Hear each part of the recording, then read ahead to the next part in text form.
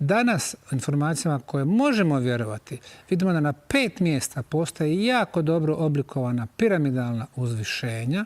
Jedna od njih je potpuno simetrična, 4 stranice, 4 trouglaste stranice, 4 brida, perfektna orijentacija istok, zapad, sjever, jug i to je sigurno plod inteligentnog dizajna.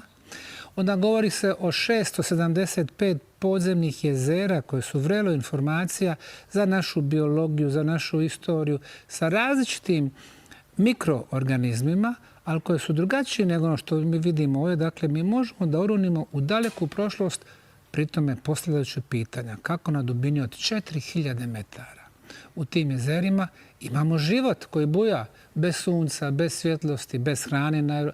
Dakle, to postoje vrlo intrigantna pitanja. To je za mene Antarktik, dakle jedno vrelo nepoznatog znanja. I nije čudo